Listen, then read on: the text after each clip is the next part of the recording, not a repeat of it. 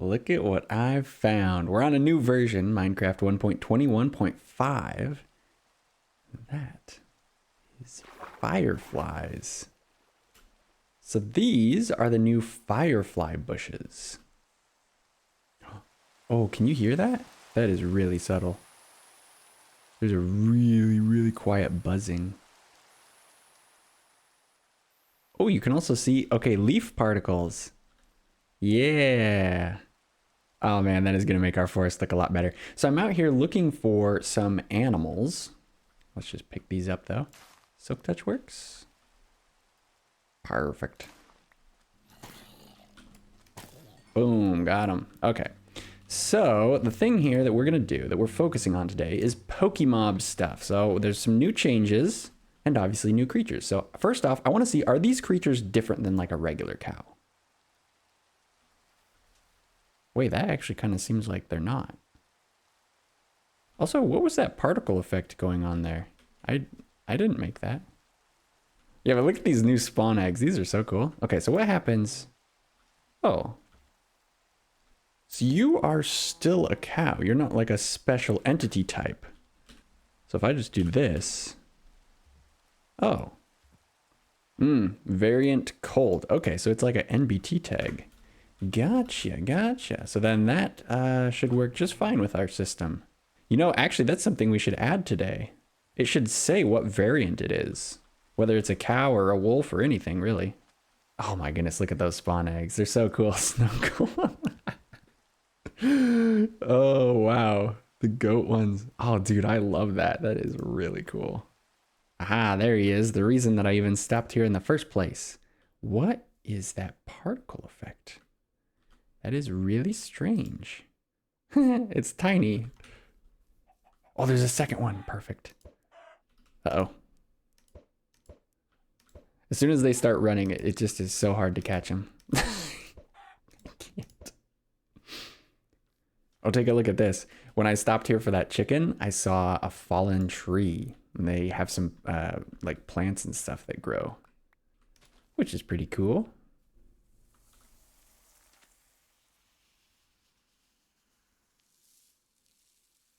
What is that sound?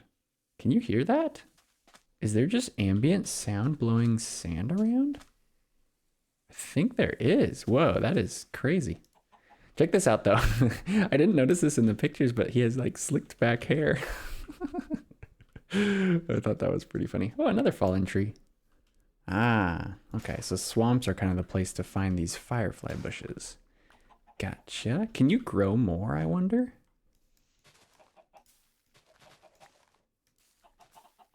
Doesn't look like it.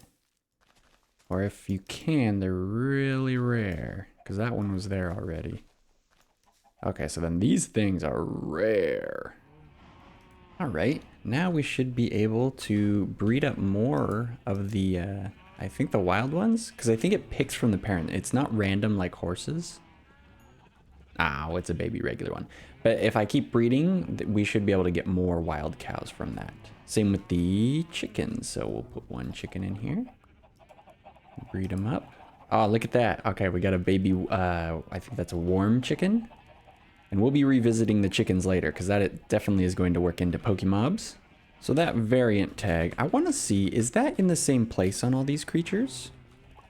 Oh, it looks like it is. Okay, that is good news. So we might be able to actually put that into the spawn egg. I want to check if it's on the same place on wolves.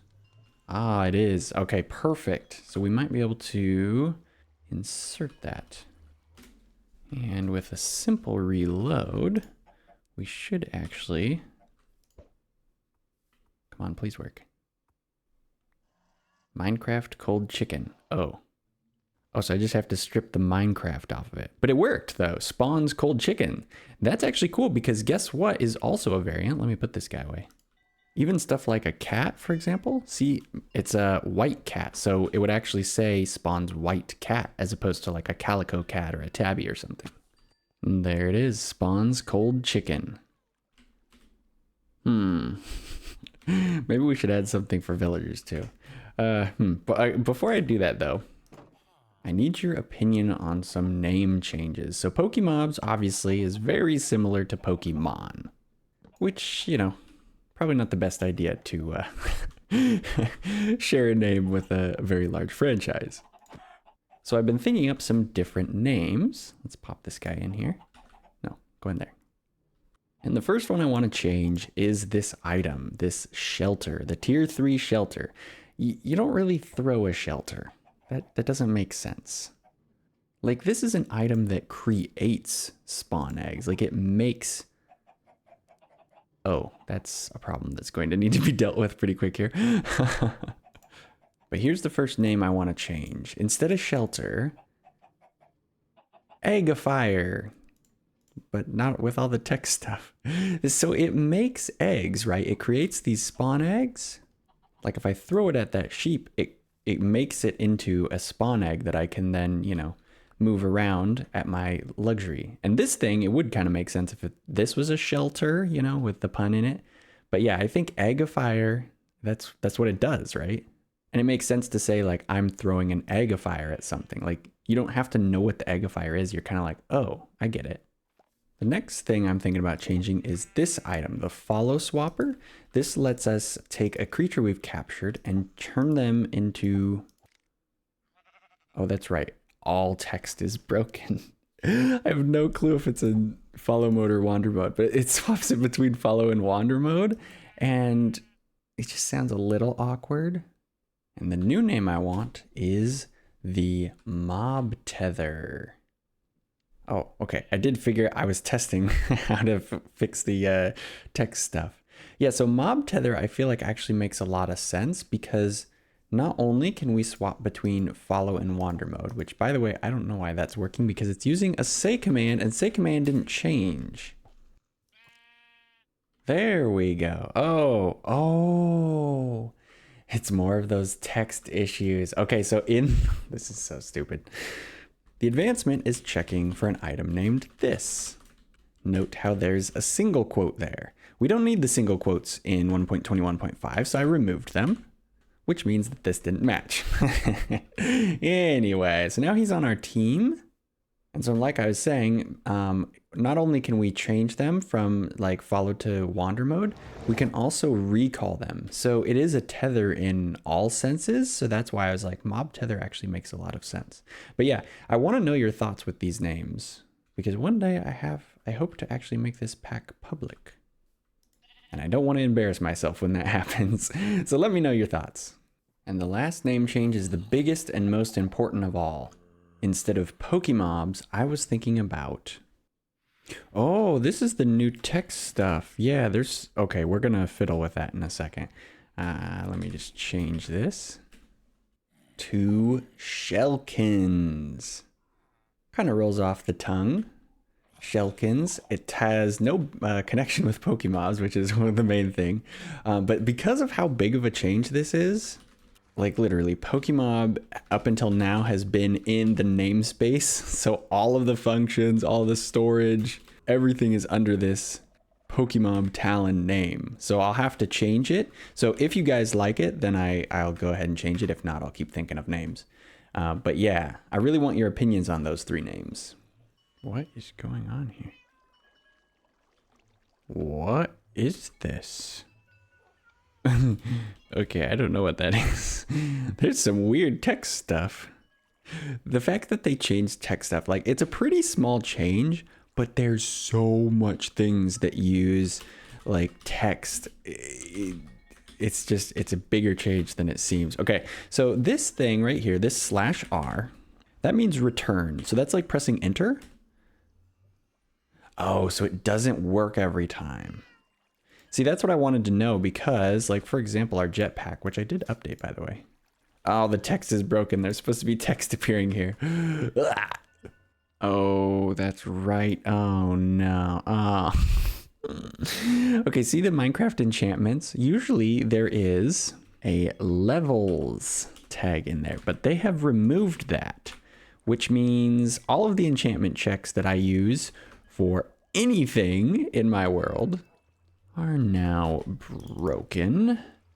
All of these custom enchantments. Oh, actually, that explains this had custom enchantments on it and they disappeared.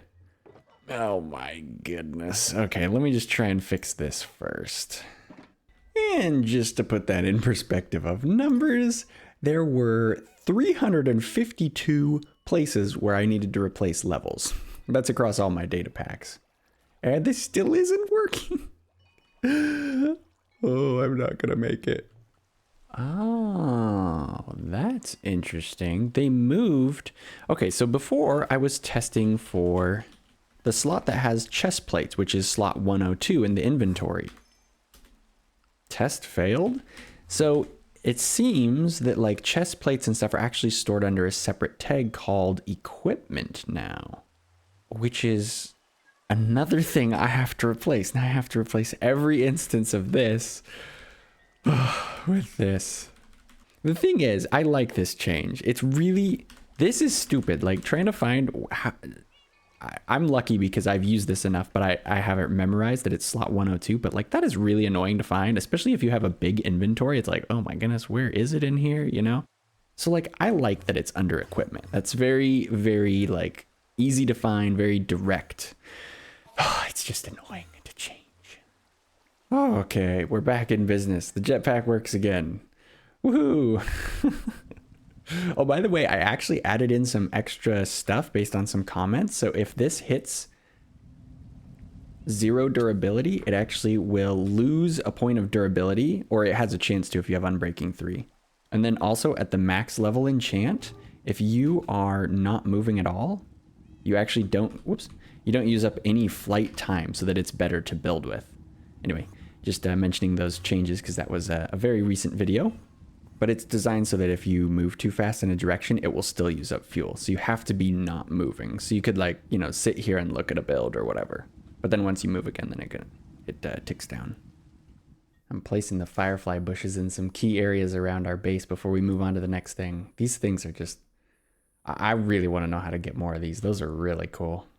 I even tried stashing one down here, which by the way, the jetpack is really useful for things like this where you just need to go straight up.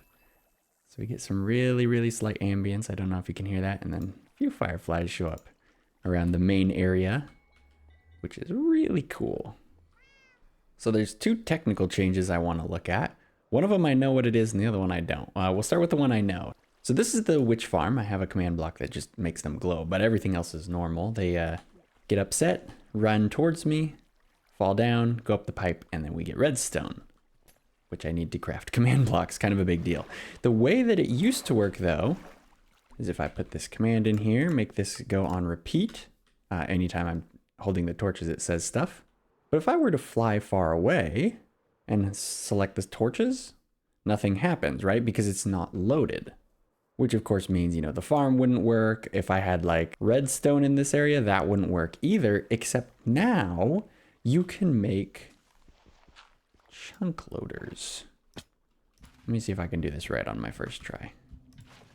Now, I don't know exactly how deep these things are supposed to be, but if you throw an ender pearl right in the center so that it's hovering, and we go to the same spot and I hold a torch, what? That chunk is loaded. And in fact, I believe multiple chunks around it are loaded. Like, this is the easiest chunk loader you've ever seen in your life. Like, that, what? 1 soul sand and an ender pearl and some water. Like, you already have the water with you. You probably have ender pearls. Soul sand is easy. And now this is just on all the time. Oh, so this is a mob farm, actually. So technically, this isn't on all the time. But if you had, like, something passive, it would just keep running. So this is a pretty big deal. You just got to make sure that the ender pearl doesn't hit anything. Otherwise, you get teleported. But you can just set up little chunk loading stations around your world and just be like, oh, I want this on right now. You know? Bada bing, bada boom, chunk loaded. That is so easy and crazy. And this is intentional, by the way. This is not a bug. They did this on purpose, which is pretty cool, I think. So I'm probably going to end up chunk loading some stuff. But before I do that, I kind of want to test it and see how much it lags the world, because you're loading this area, right? That means if I fly away, this area doesn't get unloaded. It's still getting processed and taking up resources. So I want to see, you know, is that a problem, basically? Oh yeah, look at that. You're holding torches. It's still working. I did not realize this would just automatically happen. We get cactus flowers. Oh. That's going to happen a lot, isn't it? People are going to be like, ooh, cactus flower. And then it's going to get bopped onto the cactus. Oh, that is cool. Because these... Oh. Yeah, that's going to happen a lot. But you can just place these anywhere, right? Oh, yeah. That's a nice flower. Very vibrant, very full. You know, most of the other flowers are thin. That's really cool. I totally forgot about that. I wonder if those just like randomly grow or it has to be part of that final growth stage. Okay, anyway, moving on. There is a new block in the game. It is an operator block, and I don't have a recipe in my world yet, so we're just going to give me one. It is called the test block. Oh, and I can't place it because I don't have my special setup that lets me place command blocks. Okay, we will set the block then. So, oh, I can't click into them either? Oh boy. We'll disable command block survival temporarily. So what I want to know here is, am I ever going to use this? Should I add it to the data pack or not?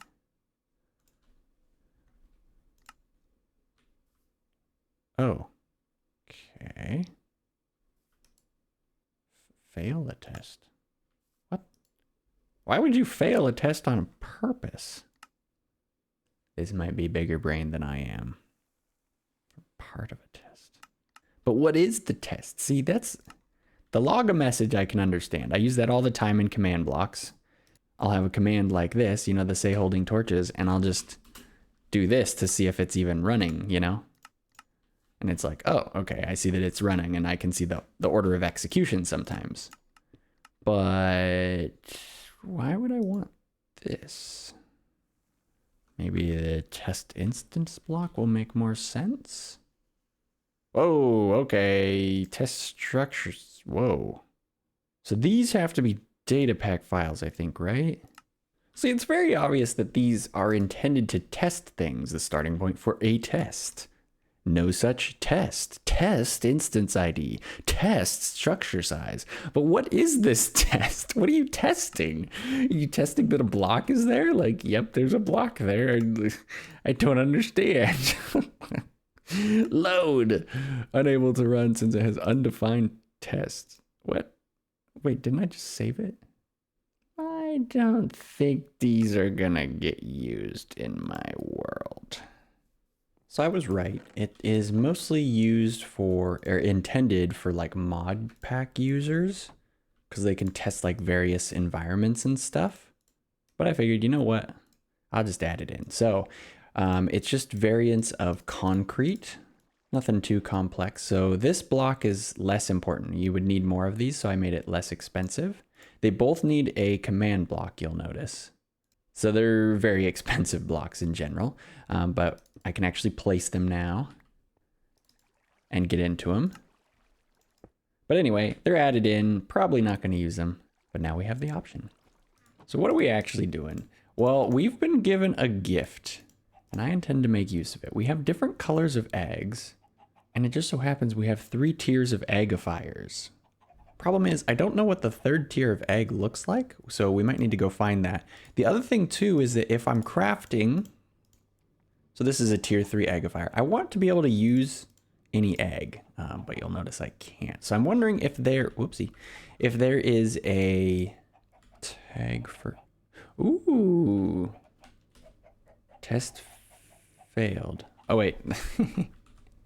Technically, this is a snowball. It only appears like it's an egg. Okay, so that counts for an egg. And that counts. All right, so now I can just put that into the recipe. Boom. Okay, so now any variant will work in here. That's awesome. It's nice that they already made a tag like that. Can I just say I really like the new ambient sounds in this in the desert? So we don't have the warm chicken, and you'll notice that this biome is not newly generated. There's no cactus flowers. Oh, you can see this is the only one in the entire area because I've been here for a little bit. And what I want to see is, can the new animals generate here? Oh, I don't have any of these guys. Oh, he's a big one. Pokemobs model. Oh, okay, I figured out where those particles come from, by the way. Sweet. If I could find another one, though, we could breed them. I think this mountainous terrain over here is slightly newer. That desert, though, I believe, has been there since before, like, the cave changes in, like, 1.18. Another one. Oops. Excellent. Yeah, so those particles are coming from, there is a, this thing. If I summon it, you can see there's particles. I use it to get the entity's ID because normally that's not actually saved in the entity. But if they're riding on the little cloud of particles, then the ID is stored. And so then I can macro it and yeah, it saves me a bunch of work. But I kind of like that effect when they're getting caught. So I might change the color of the particles, but I actually might keep it. Okay. This is a warm cow, right? Yeah, warm cow. So it seems like it's easier to go to new chunks. Yes, yes, yes, yes. Oh, they're orange chickens. All right, all right. That's cool. Spawns warm chicken. There it is. All right. I should wait around for some of these guys to lay eggs. While I'm waiting for the chicken to pop out, I remembered something else new. Check that out. If you're flying into vines, you know how you could like fall down ladders or something? You fly into vines, it cancels the elytra. Like I'm not pressing anything, canceled. Oh, you know, the problem is this egg is orange and that is, okay, it's a brown egg. Sorry, game. Oh, see, I would probably put the brown at the top if it was orange, but because it's, okay, so this has to be the lowest tier, right? Honestly, the brown/orange one makes the most sense as the highest one, doesn't it? You should tell me in the comments if you agree, but the big spots, like you have no spots, medium spots, big spots, like there's a very subtle and subconscious transition there. So we actually might use this as the visual identifier. Yeah, oh my word, this is so awesome. So let's see what that looks like. Not bad. I think the dots really are the way to go. This just makes sense as the tier 3 and this makes sense as the tier 2. Does it keep the, oh, perfect. So now there's an easy way to distinguish, oh, these are tier 3, these would be tier 2. Very cool. Sweet. So, second to last thing we want to do here has to do with how much cheaper they made Lodestones. I'm going to make a bunch of them here. So you remember our chunk loader thing? You know, the whole you're holding torches? I was thinking, what if we have a lodestone right next to any ender porter that we want to make? That way we don't lose track of where our ender porters are, like where the loaded chunks are. Okay, technically this isn't an ender porter because it doesn't automatically close or anything. But this seems like a great way to keep track of it. I'm not going to actually chunk load this. I want to chunk load something else. So slightly more useful version. This stuff takes forever to grow and I hate waiting here. So if we chunk load this, then no matter where I am playing in the world, this stuff will always be grown and ready to be harvested when I show up. So I'll just place the lodestone here, resituate that, and chunk load it. Cool. What? Wait. These stack the same so it doesn't take up bundle slots. Oh, that idea will work. So we could just stash all of the compasses into a bundle like this, and then we can scroll over them. And we could take out which one we want. Realistically, I should probably name it, but you know, anyway. That is really cool. Hey, sweet, I got some extra slots too. Okay, I've been waiting the whole episode to get to this change. This is a huge change for Pokemobs. You can put custom data on entities. Now, this is definitely something that is not going to seem like a big deal. Wait, I know you can put custom data on it. Where do you put it though? Okay, so you have to store it under data. So you're like, okay, you could put some silly little message inside of the armadillo's data. That's, you know, not really a big deal. But this is Pokemobs, right? We need a way of distinguishing, you know, if this is Billy's armadillo and this is my armadillo, You know, how can we track that? Well, we can put my UUID inside of the data for the... Oh, he's dropping scoots. Oh, I scared him. But look at this. Owner. This is a custom tag. This could be blah, blah, blah owner. And it has my UUID. And the crazy thing is you can run this with an entity's data. So if I press this, my owner is named... That's me. I can even make a unique team based on, wait. Oh no, can I not target? This is a different format than what we're storing. So we get 4 numbers, you know, 1, 2, 3, 4, but this is like 5, and it has letters in it too. It's hexadecimal. So, okay, half of that works.